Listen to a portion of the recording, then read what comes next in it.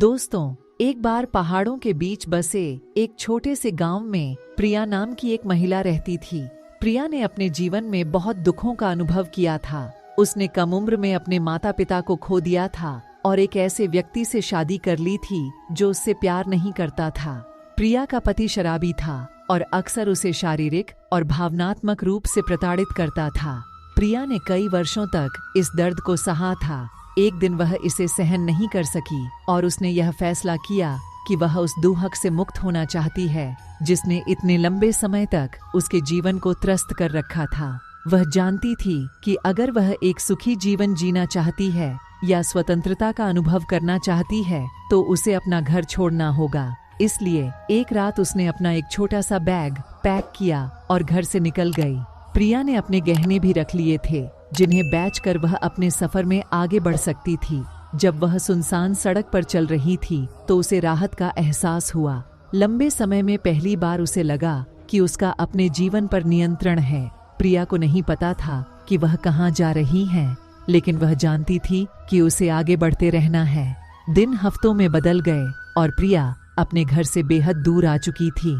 उसे रास्ते में कई बाधाओं का सामना करना पड़ा, लेकिन वह आगे बढ़ती गई।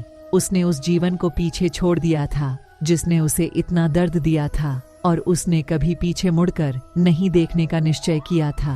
चलते चलते प्रिया की मुलाकात एक वृद्ध आर्षि से हुई जो नदी के किनारे एक छोटी सी झोपड़ी में रहते थे। प्रिया ने आर्षि से पूछा कि क्या वह उसे दुखों से मुक्ति पाने में उसकी मदद कर सकते हैं जिसने उसके जीवन को बर्बाद कर दिया था।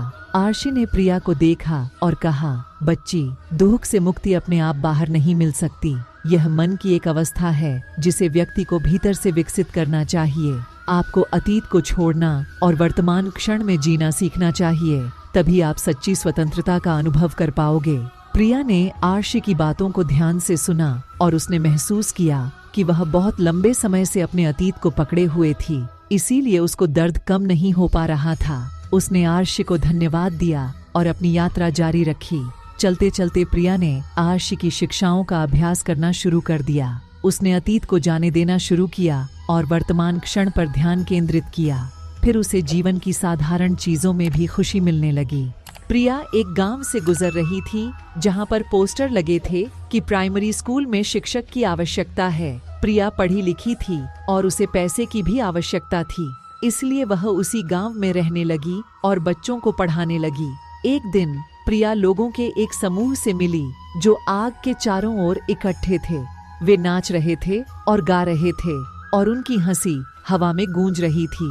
प्रिया पहले तो इसमें शामिल होने से हिचकिचा रही थी, लेकिन उसके भीतर की आवाज उसे उस समूह में जाने और मजे करने के लिए कह रही थी। प्रिया ने समूह के साथ नृत्य किया और खूब हंसी। लंबे समय में पहली बार वह वास्तव में खुश महसूस कर रही थी। उसने महसूस किया कि खुशी कोई ऐसी चीज नहीं है जो खुद के बाहर पाई जा सकती है, बल्कि मन की एक अवस्था है जिसे व्यक्ति को भीतर से विकसित करना होता है। प्रिया को अब दुख से मुक्ति मिल गई थी। अब वह बच्चों को पढ़ाती और अपने अनुभव का उपयोग दूसरों को खुशी का रास्ता खोजने में मदद करने के लिए करती।